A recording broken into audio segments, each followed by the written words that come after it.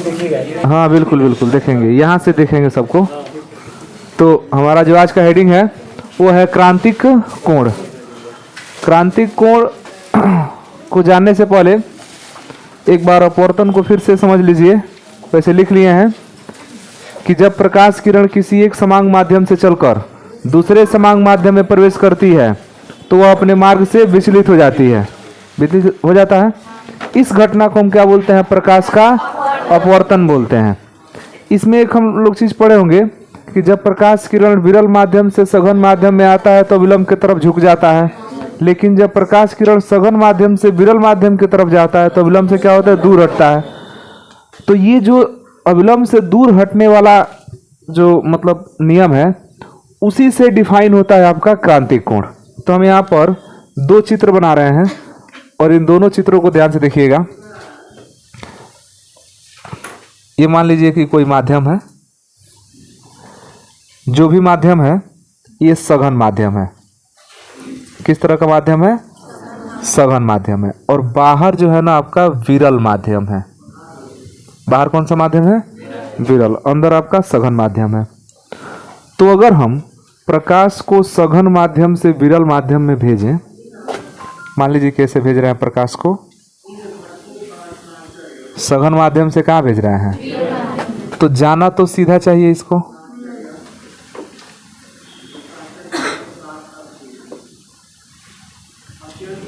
प्रकाश किरण को सीधा जाना चाहिए ना? सीधा दिख रहा है, मान लो सीधा जा रहा है।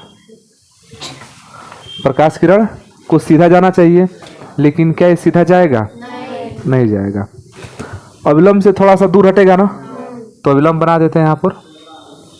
ये अविलंब हो गया। अब इस अविलंब से थोड़ा सा क्या हटेगा? दूर हटेगा। तो कुछ इस तरह से निकलेगा। अब इसमें आपतन कोण किधर बन रहा है? नीचे बनेगा ना सघन वाले में। तो ये बन गया आपतन कोण आई और ये अपवर्तन कोण आर हो गया। अब चित्र देख के बताइए कि आई बड़ा है कि आर बड़ा है? आर बड़ा है। तो यहाँ पर हम लिख सकते हैं कि आई लेस देन आर। तो जब प्रकाश किरण सघन माध्यम से विरल माध्यम में जा रही है तब विलंब से क्या होता है? दूर हटता है। इस कंडीशन में जो आई होता है आपतन कोण, वो अपवर्तन कोण आर से क्या होता है? छोटा। आई छोटा होता है ना, आर तो बड़ा होता है। अब सोचिए कि अगर हम आई का मान बढ़ा दें, मान लीजिए कि यहाँ से प्रकाश किरण को भेज रहे हैं, तो फिर ये जाना तो सीधा चाहिए, लेकिन अब सीधा नहीं जाएगा, अविलंब से दूर हटेगा, तो आर का मान और बढ़ जाएगा। मतलब हम आई का मान अगर बढ़ाएं ना तो आर का मान क्या होगा? बढ़ेगा। मान लीजिए कि प्रकाश किरण को यहाँ से भेजा जाए, जैसे अगर यहाँ से प्रकाश किरण को भेजें तब तो ये जाना चाहिए सीधा, लेकिन जो सीधा नहीं जाएगा, अविलंब से फिर से क्या होगा? दूर हटेगा ना। तो फिर से देखिएगा आर का मान बढ़ नहीं गया, तो इधर आई का मान बढ़ाए तो आर का मान भी क्या हो गया? बढ़ गया। तो जब प्रकाश किरण सघन माध्यम से विरल माध्यम में प्रवेश करता है तो वह अविलंब से दूर हट जाता है। इस स्थिति में जो आपतन कोण आई होता है उसका मान छोटा होता है, अपवर्तन कोण आर का मान क्या होता है? बड़ा होता है। अब यदि आपतन कोण आई का मान अगर हम बढ़ाएं तो अपवर्तन कोण आर का मान भी क्या होने लगता है? बढ़ने लगता है। तो अब सोच के ये बताइए कि कौन पहले 90 होगा? पहले कौन 90 होगा? आर ज्यादा ना है, तो इस आई से पहले तो आर 90 हो जाएगा। इसका मतलब कि आई के किसी न किसी विशेष मान पर आर 90 जरूर होगा, क्योंकि जब मान लीजिए कि धीरे धीरे इसको बढ़ा रहे हैं तो ये भी तो बढ़ रहा है। तो बढ़ते बढ़ते एक टाइम आएगा कि आर का मान कितना हो जाएगा? 90 हो जाएगा। और जब आर का मान 90 होगा तो देखिए वो प्रकाश किरण कहाँ से होकर जाएगा?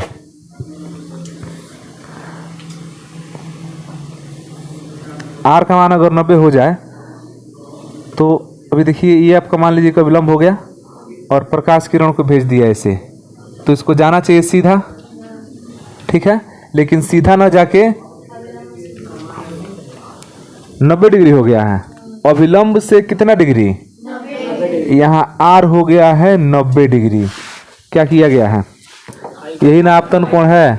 आई को हम बढ़ाए हैं और आई को बढ़ाते बढ़ाते उतना कर दिया है ना कि आर क्या हो गया है 90। इसका मतलब कि जो निर्गत किरण है वो तो अपवर्तक पृष्ठ के समांतर होकर गुजर रहा है, देख रहे हैं, समांतर गुजर रहा है। तो आई के जिस मान पर आर का मान 90 डिग्री हो जाता है तो आई के उस विशेष मान को हम कहते हैं क्रांतिक कोण। आई के उस विशेष मान को क्या बोलते हैं? क्रांतिक कोण। तो यहाँ पर जो आई है अब वो आई किसके बराबर हो गया है? सी के बराबर। क्यों?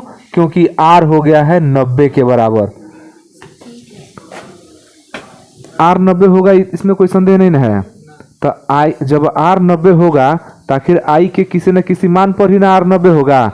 तो आई के जिस मान पर आर 90 हो गया उसी को बोलेंगे क्रांतिक कोण। और जब क्रांतिक कोण कह देंगे ना तब उसको आई से नहीं दिखाएंगे, सी से दिखाएंगे। क्रिटिकल एंगल किसे दिखाएंगे? क्रिटिकल एंगल सी से दिखाएंगे। तो जो आई है वो क्या हो गया है? सी हो गया है। तो इस कंडीशन में अगर स्नेल का नियम लागू करें ना तो n इक्वल टू साइन आई बटे साइन आर, समझ रहे हैं? तो हम लोग देखिए इसमें आई नीचे है, आर कहाँ है? ऊपर है। तो अगर हम पहले माध्यम के साथ एक दूसरे का अपवर्तनांक निकालना चाहेंगे ना तो ये उल्टा हो जाता है इस तरह से। हाँ, साइन आर बटे साइन आई, क्योंकि आई बटे आर तब न सूत्र लगता था जब ऊपर से प्रकाश नीचे की तरफ आता था। अभी हमारा कहाँ से कहाँ जा रहा है? नीचे से ऊपर जा रहा है। तो थोड़ा सूत्र को उल्टा कर दिए हैं, उससे कोई बात नहीं है। तो n equal to sine R बटे साइन आई। अब बताइएगा आर कितना हुआ है? 90 हो गया है। और आई कितना हुआ है? तो साइन सी। तो हम कह सकते हैं कि n इक्वल टू साइन 90 का मान 1 होता है, 1 बाई साइन सी। तो कभी कभी एक नंबर में पूछ देता है कि अपवर्तनांक और क्रांतिक कोण में संबंध लिखिए। अपवर्तनांक और क्रांतिक कोण में संबंध लिखिए। तो n इक्वल टू हो जाता है 1 बाई साइन सी। ये तो समझ में आ रहा है क्यों हुआ है? जब प्रकाश किरण को किसी सघन माध्यम से विरल माध्यम में भेजा जाता है तो निर्गत प्रकाश किरण अविलंब से क्या होता है? दूर हो जाता है। इस स्थिति में यदि आई का मान बढ़ाया जाए तो आर का मान भी बढ़ने लगता है और आई के एक विशेष मान पर आर का मान 90 डिग्री हो जाता है। तो आई के जिस विशेष मान पर आर का मान 90 डिग्री होगा उसी मतलब आई के मान को हम क्या बोलते हैं? क्रांतिक कोण कहते हैं। मान लीजिए कि अगर आई का मान 50 डिग्री है, चाहे 80 डिग्री है, 80 डिग्री पर 90 डिग्री हो जाए तो 80 डिग्री क्या कहेगा? क्रांतिक कोण कहलाएगा। अगर 70 डिग्री पर 90 डिग्री मतलब मिल जाता है तो 70 डिग्री हमारा क्या होगा? क्रांतिक कोण होगा। अब फिर से बढ़ा दिए इसको, और अभी आई का मान हम क्या कर रहे हैं? और बढ़ा रहे हैं। तो आई का मान और बढ़ा देंगे, ध्यान देना, आई का मान और बढ़ाएंगे तब तो ये और डाउन होगा नीचे। तो जाना चाहिए सीधा, लेकिन अब ये झुकेगा अविलंब की तरफ। अरे इससे दूर ना होगा, इस अविलंब से हमेशा क्या होगा? दूर होगा। तो बताइए अगर आई का मान हम सी से ज्यादा कर दें, माने क्रांतिक कोण से क्या कर दें? ज्यादा कर दें, तो क्या प्रकाश किरण दूसरे माध्यम में जाएगा? नहीं जाएगा। जाना तो चाहिए दूसरे माध्यम में, लेकिन जाएगा नहीं।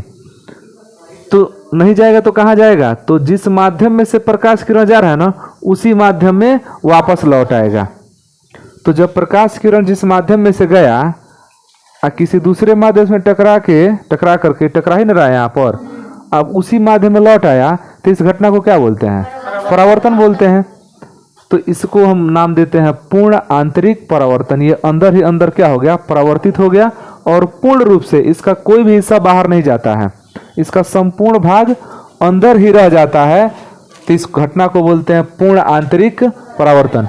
लेकिन ये तभी संभव है जब आई का मान सी से क्या हो? ज्यादा हो। तो आर का मान 90 से भी तो ज्यादा हो जाएगा। देखिएगा 90 जब मान है तब न यहाँ से जा रहा है, अगर 90 से ज्यादा हो जाए तो नीचे जाएगा। तो इसके लिए चित्र यहाँ बना सकते हैं इस तरह से कि आई का मान थोड़ा सा बढ़ा देते हैं। इसको तो जाना चाहिए सीधा, कहाँ जा रहा है? आई का मान जाना चाहिए इस तरह से सीधा, लेकिन ये इधर ही चलाता है और ये आपका क्या हो गया? अविलंब। और यहाँ पर जो आई है, ध्यान देना, वो आई ग्रेटर देन क्या है? सी। और जो आर है वो ग्रेटर देन 90। ये घटना क्या कहलाता है? पूर्ण आंतरिक परावर्तन। तो दोनों चीज एक दूसरे से रिलेटेड है, क्रांतिक कोण और पूर्ण आंतरिक परावर्तन। एक बार और समझिए इसको। जब प्रकाश किरण को सघन माध्यम से विरल माध्यम में भेजा जाता है तो निर्गत प्रकाश किरण आपतित प्रकाश किरण से मतलब क्या, जो निर्गत प्रकाश किरण है वो विलंब से दूर हटकर निकलता है। इस कंडीशन में आई जो है छोटा होता है, आर क्या होता है? बड़ा होता है। अब आई का मान लगातार बढ़ाते जाएंगे तो आर का मान भी बढ़ेगा, और आई के किसी न किसी एक विशेष मान पर आर का मान 90 डिग्री हो जाएगा। तो आई के जिस मान पर आर का मान 90 डिग्री होगा तो आई के उस मान को हम क्या बोलते हैं? क्रांतिक कोण, और उसको दिखाते हैं किससे? सी से। अगर स्नेल का नियम लागू कर दें तो n इक्वल टू साइन, देखिए फार्मूला इस तरह से होता है, देख लीजिए एक बार और। n इक्वल टू होता है साइन आई बटे साइन आर। तो वास्तव में ये 1n2 न होता है, पहले माध्यम के सापेक्ष दूसरे का अपवर्तनांक, लेकिन यहाँ उल्टा हो रहा है, दूसरे माध्यम के सापेक्ष पहले का अपवर्तनांक। तो ये हो जाता है 2n1, तो ये हो जाएगा साइन आर बटे साइन आई। वही दूसरे माध्यम के सापेक्ष पहले माध्यम का अपवर्तनांक जो है ना, ये हम लिख दिए हैं n, ठीक है, साइन आर बटे साइन आई। अब आई तो सी हो गया है, क्रांतिक कोण हो गया है, तो आर कितना हो गया? 90 डिग्री। तो आई के बदले में क्या रखा जाए? सी रख दिया जाए, और आर के बदले में 90, साइन 90 का मान 1 और आई का मान सी रख दिया गया है। तो n इक्वल टू फार्मूला हो जाता है 1/sin c। ये किस में संबंध है? तो अपवर्तनांक और क्रांतिक कोण में संबंध है। इतना ठीक है। अब यदि हम आपतन कोण का मान, आपतन कोण आई का मान क्रांतिक कोण सी के मान से बढ़ा दें तो फिर से आर का मान बढ़ेगा। देखिए जब जब आई का मान बढ़ेगा तब तब आर का मान बढ़ेगा। तो हम आई का मान सी से ज़्यादा बढ़ा रहे हैं, तो इधर 90 तो हो ही चुका है, 90 से ज़्यादा हो जाएगा, और जहाँ ये 90 से ज़्यादा हुआ तब वो इस रेंज में आ जाएगा। मतलब कि प्रकाश किरण इसी में से जा रहा है, इसी में से टकरा के इधर आ जाएगा। तो ये घटना कहाँ अपवर्तन हुआ? प्रकाश किरण जिस माध्यम से जाए और टकरा करके उसी माध्यम में लौट आए, तो इस घटना को क्या बोलते हैं? परावर्तन। तो इस घटना को हम बोलते हैं पूर्ण आंतरिक परावर्तन।